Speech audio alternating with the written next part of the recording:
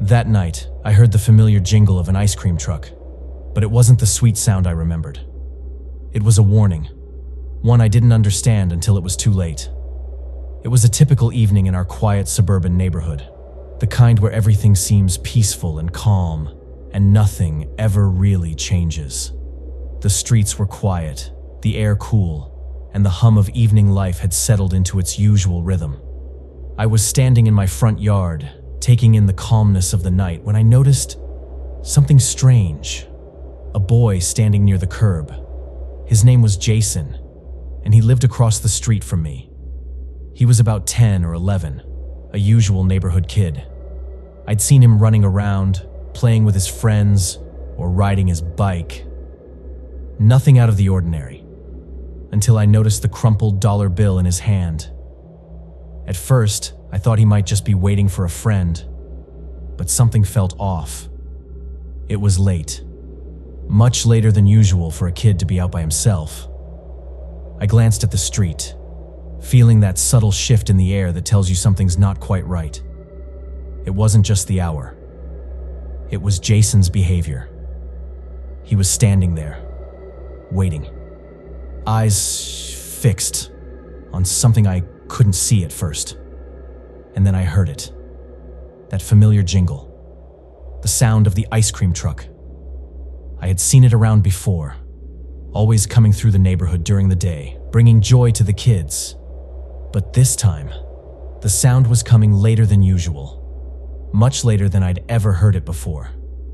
The truck slowly rolled down the street, its headlights illuminating Jason as he eagerly ran toward it.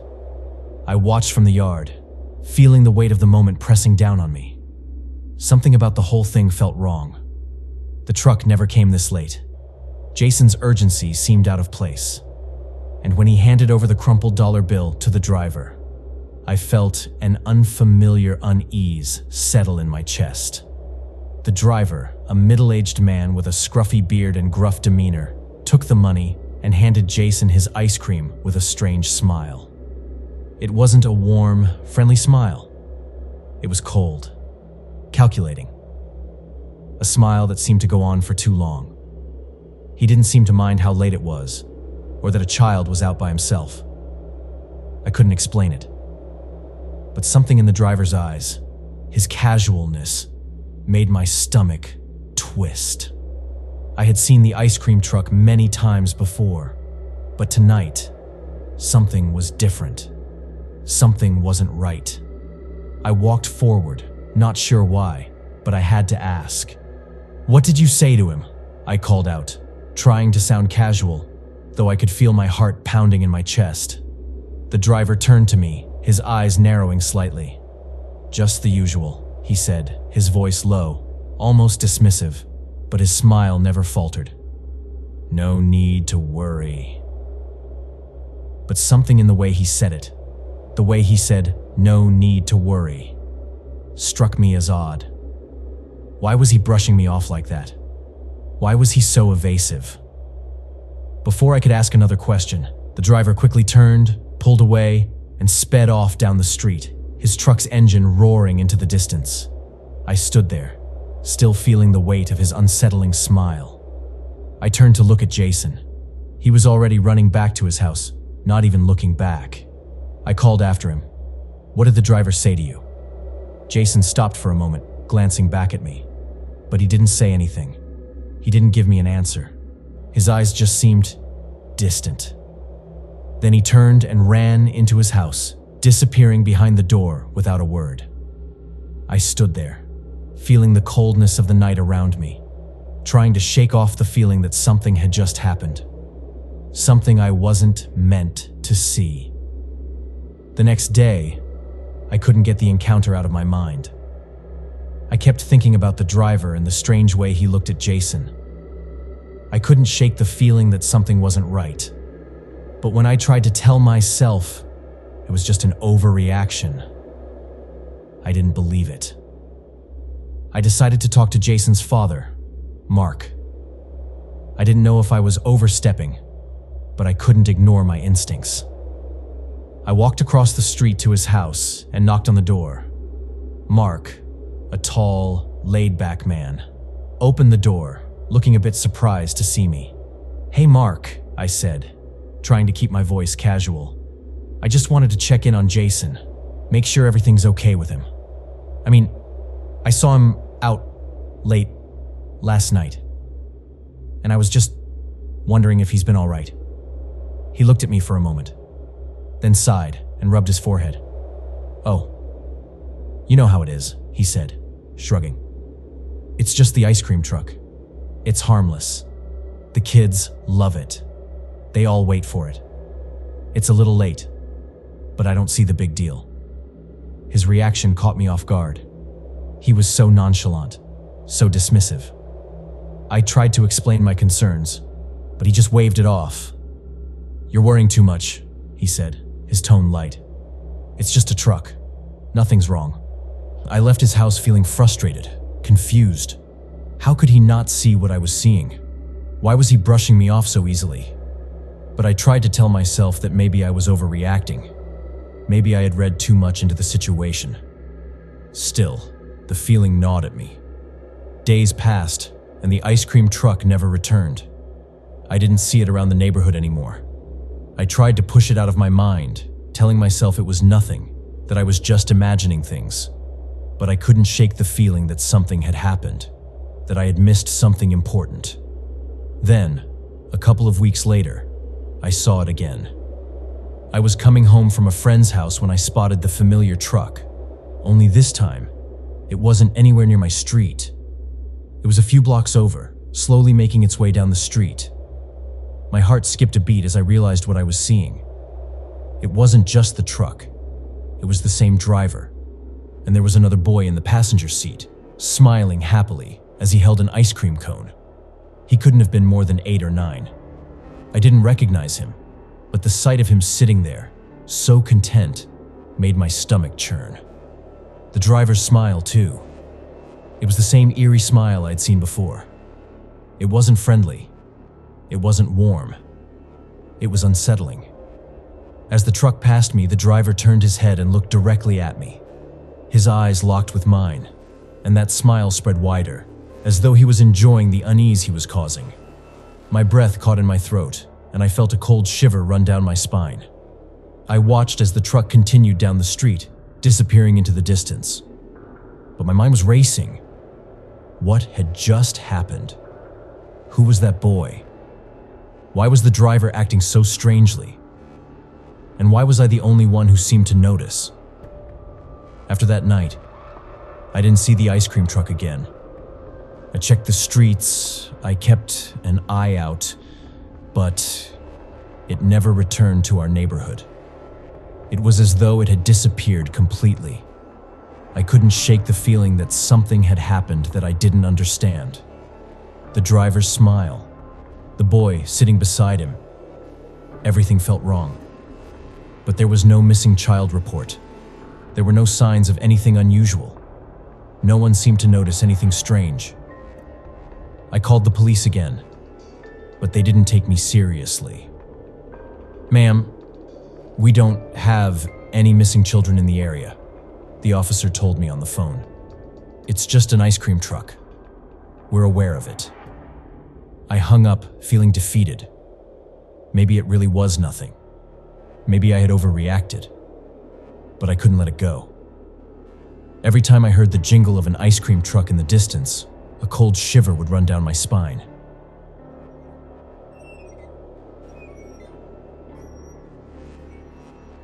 If I hadn't taken that ice cream on that day, I might have never known that the innocent-looking ice cream being sold to the children in our city was actually part of a sinister game.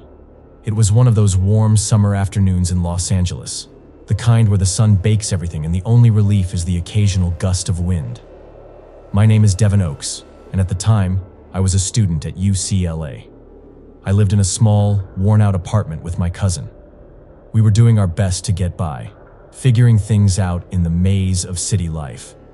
But when summer hit, I knew I needed a way to make some extra cash. I wasn't expecting much, just a simple part-time gig to fill the long, lazy days. That's when I saw the sign. A local ice cream truck needed help, and though the job seemed pretty straightforward, something about it stood out. The ad was simple. Help wanted for ice cream truck. Must be friendly, reliable. I called the number without much thought. The next thing I knew, I was on my way to meet Russell, the driver. Russell was in his late 40s, scruffy, with a big, easygoing smile that seemed like he had the world figured out. He called himself Uncle Russ and treated everyone like they were his best friends, especially the kids. At first, everything seemed perfectly normal. We would serve kids who ran up to the truck with their pocket money, and sometimes, Russell would even hand out free ice creams to the ones who looked like they couldn't afford one. I thought it was a little strange at first, but I chalked it up to the kindness of a man who simply enjoyed spreading happiness. It was an easy job, and the rhythm of the summer days passed by quickly. However, after a few days, I noticed something odd. Russell would give a special type of ice cream to only a select few children, ones wrapped in a plain, unmarked wrapper. At first, I thought maybe it was just some leftover stock or a personal stash of ice cream. But as I watched him hand it to certain kids, always the same ones, I started to get uneasy. I decided to watch a little closer. One day, when Russell was outside handing out ice creams, I sneaked into the back of the truck. I wasn't sure why, but something told me I needed to take a look. The freezer was full of the usual ice cream, but at the very back, tucked beneath a pile of regular frozen treats, I saw the plain white wrappers. I hesitated. Then, a sense of curiosity overcame me, and I grabbed one of the unmarked ice creams. I quickly tucked it into my pocket and stepped back to my post, hoping no one had seen me. A few minutes later, Russell came back inside, his gaze immediately fixed on the freezer. "Devin, there's one ice cream missing. I count them every day," he said, his voice suddenly stern. I froze. My heart rate quickened, but I tried to remain calm. "I don't know, Russ. You were the one handing them out." "I was just writing down the orders," I replied, hoping my voice didn't betray me. Russell didn't say anything at first. He just stared at me, as if analyzing my every move. His eyes narrowed, and I felt a shiver creep up my spine. Something was off. The next day, I decided to investigate further. I took the ice cream I'd secretly grabbed and showed it to my friend Thomas, who owned a small pharmacy nearby. He took a look at it, his brow furrowing. "Devin, this doesn't look like regular ice cream. Let me send it to the lab, see what they find," he said, his voice laced with concern.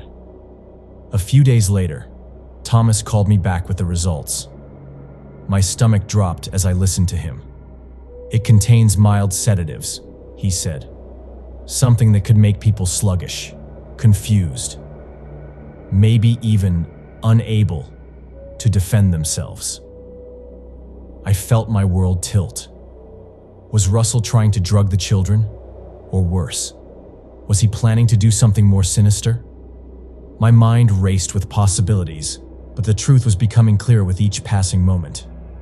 Russell wasn't just handing out free ice cream to kids. He was giving them something that could make them weak, vulnerable, and easily manipulated. I couldn't sit back any longer. The next day, when I showed up for work, the truck was gone. Russell's phone was off, and when I checked our schedule, it was suddenly completely empty. No more deliveries, no more stops. It was as if he had vanished into thin air. I panicked. I knew I had to do something, so I immediately contacted the police. But when they arrived, they couldn't do much. No children were reported missing. No incidents had occurred. It was all just speculation. But I couldn't shake the feeling that something terrible was about to happen. Something bigger than just missing ice cream. I kept thinking about those kids. What if they had already eaten the ice cream and were unknowingly falling into Russell's trap? What if something far worse was going on, and I had just barely scratched the surface? I couldn't get the thought out of my mind. I kept checking the news, waiting for some report, some clue that would explain where Russell had gone. But there was nothing. No trace of the truck.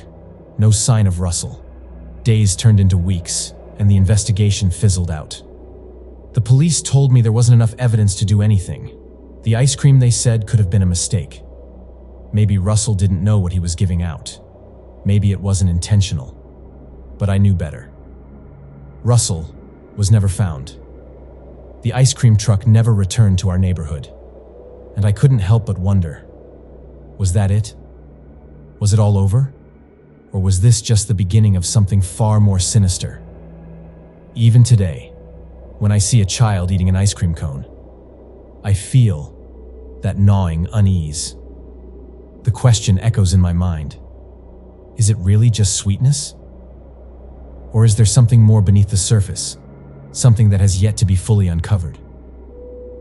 A week had passed since Russell's disappearance, and every day felt longer than the last. I couldn't shake the feeling that I was being watched. That truck, once a cheerful beacon for the kids on hot summer days, had become a symbol of dread for me. Every time I heard a vehicle approaching, my heart would race, only to calm when I saw it was just another car passing by. The days blurred into each other, and I couldn't get the image of those kids out of my head. What if Russell had already taken someone? What if the ice cream was just the beginning? My mind raced with dark thoughts, each one more disturbing than the last. It was a Thursday afternoon when I decided to act. I couldn't just sit around and wait any longer. My friend Thomas had sent the report from the lab, and it was clear that there was something much more sinister going on. The sedative in the ice cream had been specifically chosen to subdue children, to make them docile and disoriented. I couldn't ignore the implications anymore. If Russell had been using that ice cream for something nefarious, I had to stop him before it was too late. I reached out to the local authorities again. I tried to explain my concerns, but I could tell they were losing interest. They told me that since no child had gone missing and there was no direct evidence of a crime, they couldn't open a full investigation. The ice cream could have been a mistake. There was no real cause for alarm, they said. But I wasn't convinced. That night, I decided to take matters into my own hands. I'd heard rumors about a secluded area near the outskirts of town, where abandoned vehicles often ended up. It seemed like the kind of place someone would hide a truck. I wasn't sure if I'd find Russell there, but I had to try. I couldn't live with myself knowing that I had done nothing. I drove to the outskirts of Los Angeles, my mind racing with possibilities. The further I drove, the more the city's neon lights faded, replaced by dark stretches of road and scattered street lamps. It felt like a different world out there, empty, quiet, and unsettling. As I drove deeper into the area, I saw a flicker of light up ahead. My heart jumped into my throat. It was a truck, Russell's ice cream truck. The headlights were dim, and the vehicle was parked behind a row of trees, partially hidden from the road. I slowed down, my breath catching in my chest. Was I about to uncover something I wasn't prepared for? I parked my car a few yards away, careful not to make any noise. I crept toward the truck, my heart pounding in my ears. I peeked around the corner of the truck and froze. There, sitting in the driver's seat, was Russell. But he wasn't the man I had once known. His eyes were wide and glassy, as if he hadn't slept in days.